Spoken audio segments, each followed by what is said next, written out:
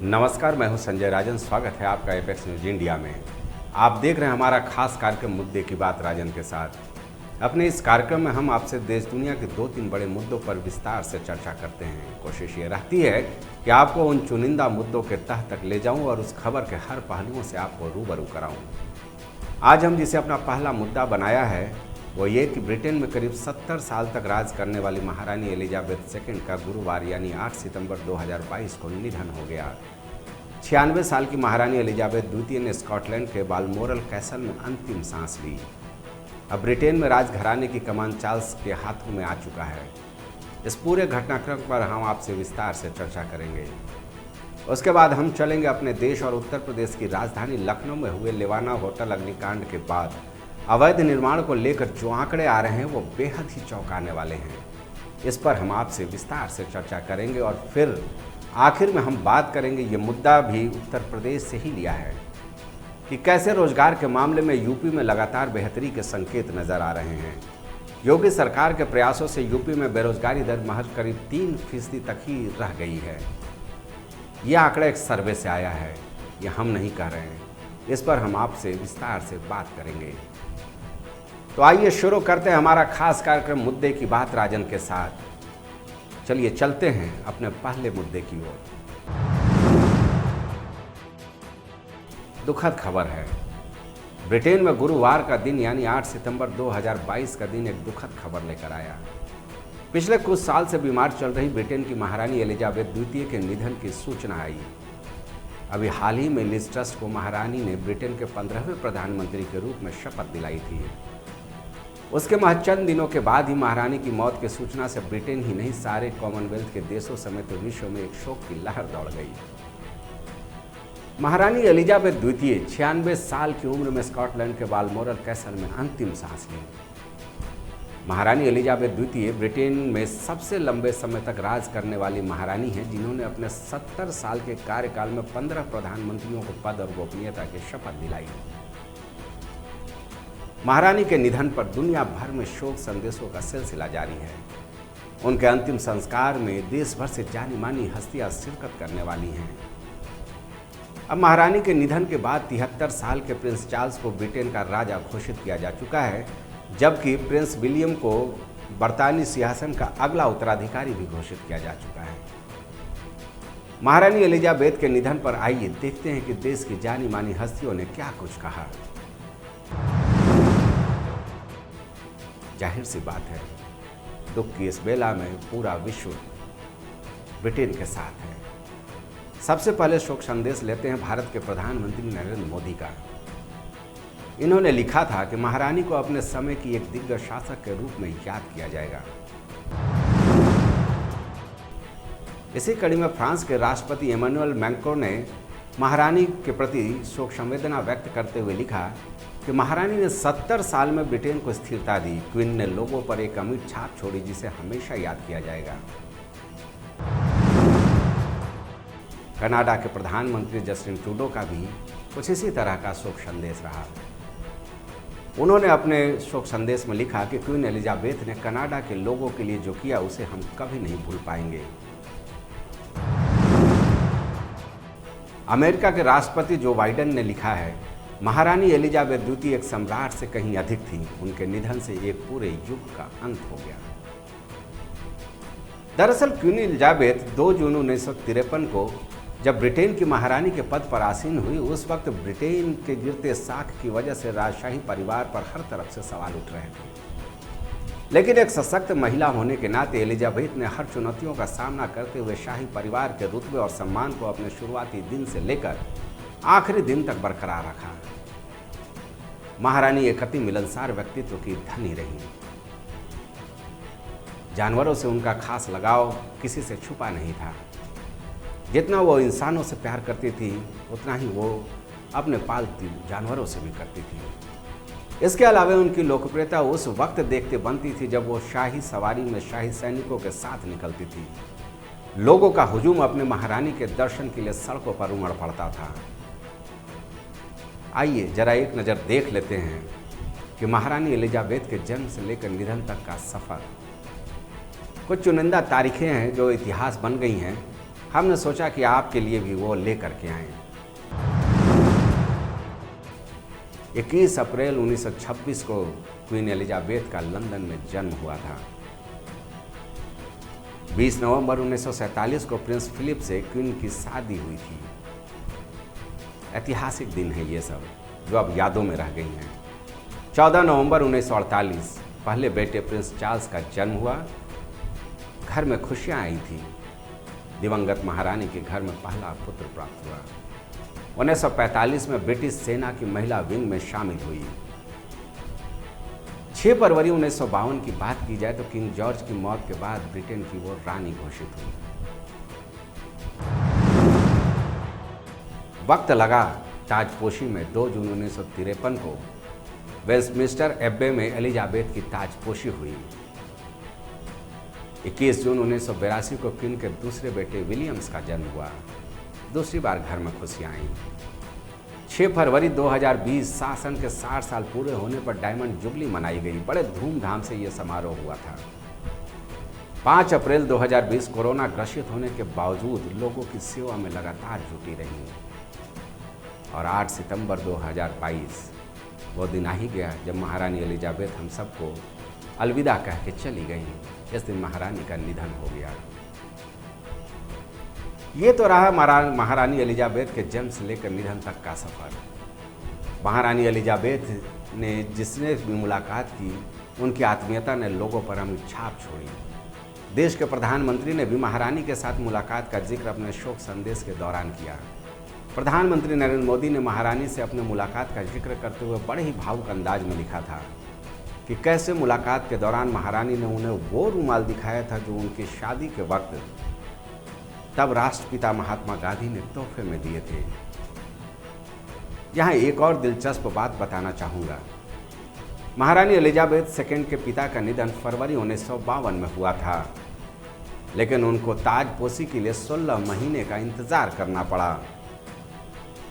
ये एक वहाँ की परिपाटी होती है, परंपरा होती है, कोरोनेशन की जो पद्धति होती है जिसको हम लोग ताजपोशी करते हैं, उसमें थोड़ा वक्त लगता है। 16 महीने बाद महारानी 2 जून 1953 में राजगद्दी पर बैठी। औपचारिक रूप से उनकी ताजपोशी हुई। मौजूदा ब्रिटेन के राजा चार्ल्स को भी ताजपोशी यानी कोरोनेशन के लिए इंतज़ार करना पड़ सकता है। दरअसल ताजपोशी की सरकार को तैयारी में इतना वक्त लग ही जाता है। एक बड़ा आयोजन किया जाता है ब्रिटेन में, जिसका पूरा खर्च ब्रिटिश सरकार को उठाना होता है। इसकी एक लंबी प्रक्रिया होती है जिसके लिए अच्छा खासा धन की जरूरत पड़ती है। चार्ल्स ब्रिटेन के 40वें सम्राट होंगे, जिनका कोरोनेशन भी पिछले शासकों की तरह वेस्टमिंस्टर एब्बे में किया जाएगा। यह वह ऐतिहासिक भवन है जहाँ पर ब्रिटेन के हर बादशाह का ताजपोशी किया जाता है। महारानी एलिजाबेथ सेकेंड को विदाई देने के लिए पूरी दुनिया से लोग पहुंचेंगे। महारानी का जो शासनकाल रहा वो हमेशा से पूरे ब्रिटेन के लिए प्रेरणादायी रहा, लेकिन चार्ल्स के सामने उस महान शख्सियत के बराबरी का दर्जा बनाए रखने की एक बड़ी चुनौती है। वजह भी साफ है, महारानी एलिजाबेथ सेकेंड को लेकर शायद ही कोई ऐसा बड़ा विवाद रहा हो जो सुर्खियों में बना हो, जबकि चार्ल्स का पूरा जीवन प्रेम प्रसंगों की वजह से अक्सर विवादों और सुर्खियों में रहा है। हमेशा इनका नाम किसी न किसी महिला मित्र की वजह से सुर्खियां बटोरता रहा है। हालांकि महारानी के निधन के बाद चार्ल्स ने ये ऐलान किया है कि वो महारानी की ही तरह जनता के साथ जुड़कर काम करेंगे। बहरहाल ब्रिटेन में अब राष्ट्रगान का बोल भी बदलने वाला है। अब गॉड सेव क्वीन की जगह अब गॉड सेव किंग हो जाएगा। 70 साल तक ये राष्ट्रगान चलता रहा। महारानी एलिजाबेथ को हम भी अपनी तरफ से भावभीनी श्रद्धांजलि देते हैं।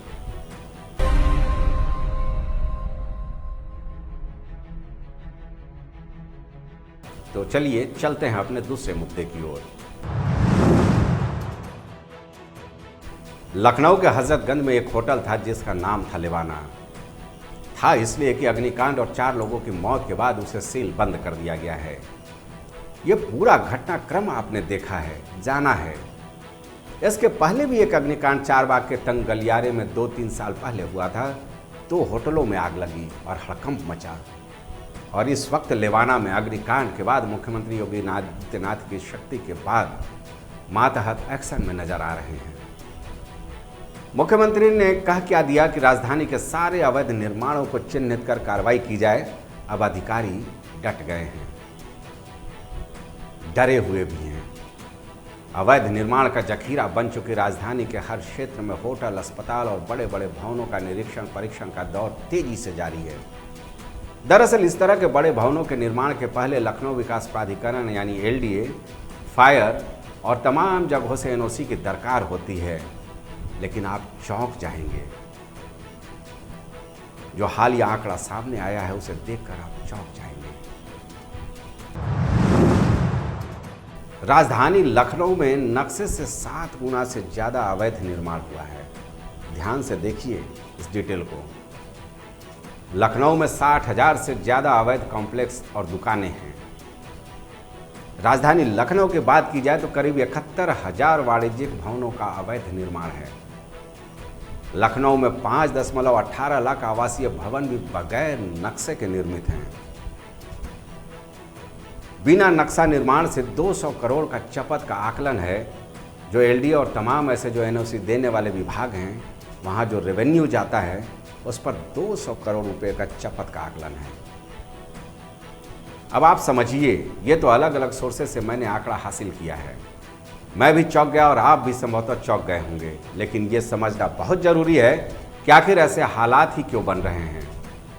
जब लोग LDA से नक्शा पारित करवाने या अग्निशमन विभाग से NOC लेने में लाइन में NOC लेने से क्यों कतराते हैं।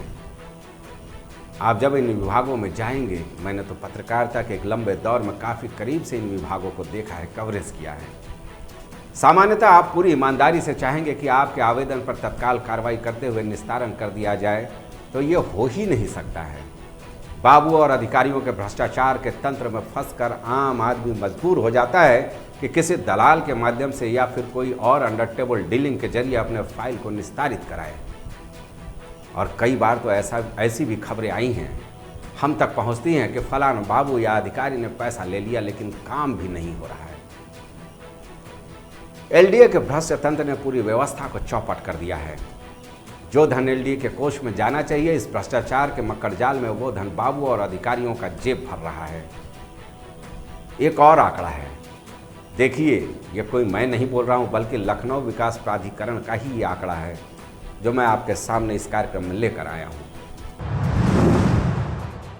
राजधानी लखनऊ में की अगर बात कर ली जाए तो अवैध जो निर्माण है जिनको चिन्हित किया गया है, करीब 14,500 अवैध निर्माण है जिसको चिन्हित किया गया है। शीश गोमती नगर में अवैध निर्माण करीब 7,000 के आसपास है जिसको चिन्हित किया गया है, जिसके ध्वस्तीकरण की कार्रवाई होनी है। ट्रांस गोमती नगर में अवैध निर्माण करीब 7.7 हजार, LDA के 11,000 कमर्शियल नक्शे पारित किए हैं मात्र। और बने कितने हैं इसका आकलन आप कर सकते हैं। 98% निर्माण नक्शे के मुताबिक नहीं है, यानी केवल जो नक्शा पारित हुआ है 2% में ही उसका अनुपालन किया गया है निर्माण कार्यों में। ये चौंकाने वाला आंकड़ा नहीं है क्या? क्यों नहीं होटल लेवाना जैसे अग्निकांड होंगे? जब मानकों का पालन ही नहीं किया जाएगा, सुरक्षा जो मानक तय किए गए हैं इस तरह के बड़े बड़े निर्माण के लिए, उसका पालन ही नहीं किया जाएगा। आखिर अवैध निर्माणों का ये जखीरा आया कहाँ से? सवाल तो इस पर उठाए जाने चाहिए। अधिकारी ईमानदारी से अपना काम करते तो यह संभव ही नहीं है कि इतना भारी भरकम आंकड़ा आज हमारे आपके सामने होता। हर तरफ अव्यवस्था, भ्रष्टाचार, अराजकता परिणाम सामने हैं। LDA के कई विभागीय JEE तक लखनऊ के पौष इलाकों में विशाल भवन के मालिक बने हुए हैं। LDA के कई परियोजनाओं में उनके नाम, उनके नाते रिश्तेदारों के नाम संपत्ति तो आम बात है। करोड़ों रुपयों की संपत्ति एक बाबू या फिर एक JE या AE फिर दूसरे अधिकारियों के पास कहां से आ जाता है, इस व्यवस्था को समझना और देखना पड़ेगा।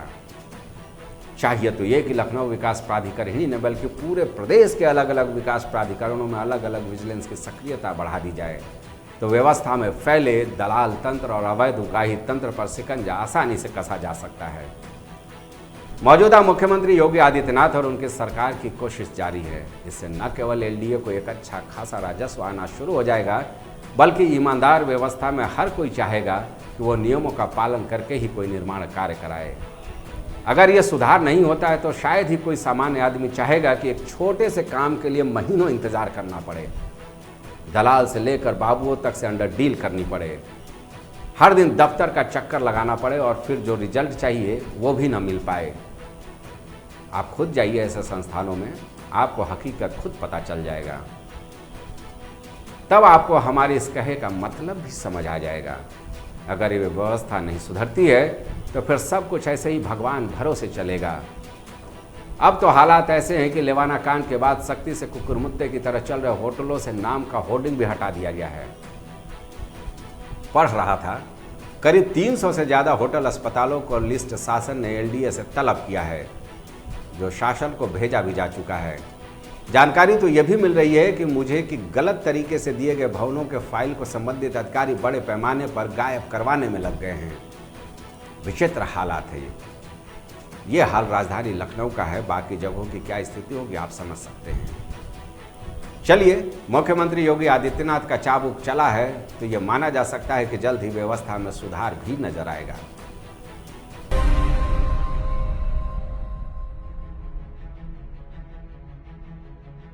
तो आइए चलते हैं अपने तीसरे मुद्दे की ओर।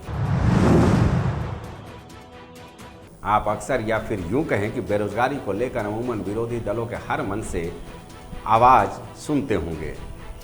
विरोधी दलों का एक बड़ा मुद्दा होता है प्रदेश या फिर केंद्र की सरकार अपने वादा के मुताबिक युवाओं को रोजगार देने में काफ़ी फिसड्डी है। लेकिन ऐसा कहने वालों को अपना भ्रम छोड़ना पड़ेगा। इसमें दो राय नहीं है कि कोरोना के दंश ने बड़े पैमाने पर लोगों का रोजी रोजगार छीना है। उस रफ्तार से आज भी रोजगार के अवसर सामने नजर नहीं आ रहे हैं। लेकिन जो भी अवसर सामने आ रहा है उसमें उत्तर प्रदेश सरकार के प्रयासों का असर साफ तौर पर दिख रहा है। ये हम नहीं कर रहे हैं, बल्कि हालिया एक सर्वे से ये तथ्य सामने आया है। Centre for monitoring Indian economy का सर्वे आया है, जिसमें ये बताया गया है कि रोजगार देने के मामले में यूपी अव्वल है, क्योंकि यहाँ बेरोजगारी दर देश के अलग अलग राज्यों से काफ़ी कम है। देश में औसतन बेरोजगारी दर 8.3% है, जबकि यूपी में ये दर महज 3.9% है। यानी जितने लोग बेरोजगार तलाशने के लिए आवेदन किए हैं उनमें से केवल 3.9% लोगों को ही रोजगार हासिल नहीं हो पाया। अब जरा पहले देख लीजिए सर्वे क्या कहता है, किस राज्य में बेरोजगारी दर कितना रहा है, फिर बात को आगे बढ़ाते हैं। देश में बेरोजगारी दर 8.3% है। हरियाणा में ये बेरोजगारी दर 37.5%, बिहार में बेरोजगारी दर 12.8% के करीब है। दिल्ली में बेरोजगारी दर 8.2% है, जबकि उत्तर प्रदेश में बेरोजगारी दर 3.9% है। गुजरात में बेरोजगारी दर 2.6% और महाराष्ट्र में बेरोजगारी दर सबसे कम 2.2% है। ये इस सर्वे का जो आंकड़ा है उसके मुताबिक मैं बता रहा हूँ। ये आंकड़े साफ तौर पर बताते हैं कि उत्तर प्रदेश में रोजी रोजगार को लेकर हालात लगातार बेहतरी की ओर बढ़ रहा है।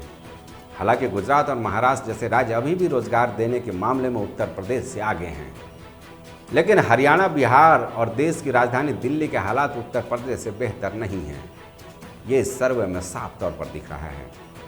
दरअसल इस आंकड़े के पीछे तर्क ये भी दिया जा रहा है कि केंद्र सरकार की विभिन्न योजनाओं को बेहतर तरीके से लागू करने में योगी सरकार आगे है, जिसका सीधा असर यहाँ के रोजी रोजगार के अवसरों पर साफ तौर पर देखा जा सकता है। एमएसएमई जो रोजगार के नए अवसरों के लिए एक बेहतर जरिया बना हुआ है, उसमें भी उत्तर प्रदेश देश के दूसरे राज्यों से काफ़ी आगे चल रहा है। एमएसएमई की जितनी ज़्यादा यूनिटें जिस राज्य में काम करेंगी वहाँ रोजगार के अवसर भी उसी हिसाब से होंगे, इसमें कोई दो राय नहीं है। दरअसल एक बड़ी आबादी के साथ देश का सबसे बड़ा राज्य होने के नाते यहाँ मानव संसाधनों की भी प्रचुरता है। ऐसे में एमएसएमई के लिए उत्तर प्रदेश एक बड़ा कैनवास देने वाला राज्य है। खासकर योगी सरकार की ओडीओपी यानी वन डिस्ट्रिक्ट वन प्रोडक्ट जो योजना है, इसके जरिए एमएसएमई में जोरदार उछाल आया है। अब देखिए एमएसएमई को लेकर विभिन्न राज्यों में उत्तर प्रदेश किस तरह से आगे चल रहा है। देश में अगर एमएसएमई की कुल इकाइयों की बात की जाए, जो केंद्र सरकार का आंकड़ा है 6.3 करोड़ के आसपास आता है। उत्तर प्रदेश में ये इकाइयाँ करीब 90 लाख हैं। बिहार में बात कर ली जाए एमएसएमई इकाइयों की जो अभी काम कर रही हैं, ये 34 लाख हैं। राजस्थान में ये 27 लाख और मध्य प्रदेश में करीब 26 लाख के आसपास हैं ये इकाइयाँ। हरियाणा की बात कर ली जाए तो एमएसएमई की इकाइयाँ यहाँ पर 8 लाख के आसपास हैं। दरअसल इस आंकड़े के जरिए हम आपको ये बताना चाहते हैं कि कैसे रोजगार देने के मामले में यूपी के हालात लगातार बेहतरी की ओर जा रहे हैं। योगी सरकार की कोशिशें लगातार जारी है कि एमएसएमई के अंतर्गत छोटे और मझोले उद्योगों को कैसे और ज़्यादा बढ़ाया जाए, और लगातार इस तरह की कोशिशों का परिणाम साफ तौर पर देखा जा सकता है। एक और आंकड़ा है सर्वे में जो सामने आया है, उसका भी जिक्र मैं जरूर करना चाहूँगा इस संदर्भ में। ये आंकड़ा इस बात को साफ करता है कि कैसे उत्तर प्रदेश असंगठित क्षेत्र के कामगारों का सबसे बड़ा नेटवर्क बन चुका है। केंद्र सरकार के ई श्रम पोर्टल से मैंने ये आंकड़ा लिया है। जो आंकड़ा है साफ तौर पर देखिए। भारत में रोजगार के लिए आवेदन करीब 8.2 करोड़ लोगों ने किया। बिहार से आने वाला आवेदन, ये श्रम ई पोर्टल का आंकड़ा मैं बता रहा हूँ, बिहार से आने वाला आवेदन 2.8 करोड़ के आसपास। उत्तर प्रदेश से आने वाला आवेदन करीब 2 करोड़ का रहा। झारखंड से जो रोजगार के लिए आवेदन किए गए इस श्रम पोर्टल पर वो करीब 90 लाख और हरियाणा में 52 लाख रहा। एक बात और है जो इस सर्वे का हिस्सा है और भारत और उत्तर प्रदेश के सरकारी दस्तावेजों में भी दर्ज है। अभी तक यानी सितंबर तक के आंकड़ों में मनरेगा को लेकर भी उत्तर प्रदेश की योगी सरकार की उपलब्धि देश के औसत से बेहतर है। देश में मनरेगा के अंतर्गत औसतन हर एक परिवार को करीब 32 दिन का रोजगार का अवसर मिला है। वहीं उत्तर प्रदेश में ये औसत करीब 33 दिन के आसपास है। चलिए, जो सर्वे आया है या जो आंकड़े सरकारी दस्तावेजों में दर्ज हैं, योगी सरकार के लिए एक सुखद अनुभूति तो कही ही जा सकती है। एक बेहतर उपलब्धि के रूप में भी इसे देखा जा सकता है। हालांकि इन आंकड़ों से समाजवादी पार्टी, कांग्रेस और बहुजन समाज पार्टी जैसे विरोधी दल कतई इत्तेफाक नहीं रखते। तो ये था आज का हमारा खास कार्यक्रम मुद्दे की बात राजन के साथ। आज के लिए बस इतना ही। फिर मिलेंगे कुछ और बड़े मुद्दों को लेकर हम इसी कार्यक्रम में। तब तक के लिए मुझे इजाज़त दीजिए। आप अपना ख्याल रखिएगा और देखते रहिएगा एपेक्स न्यूज़ इंडिया। नमस्कार।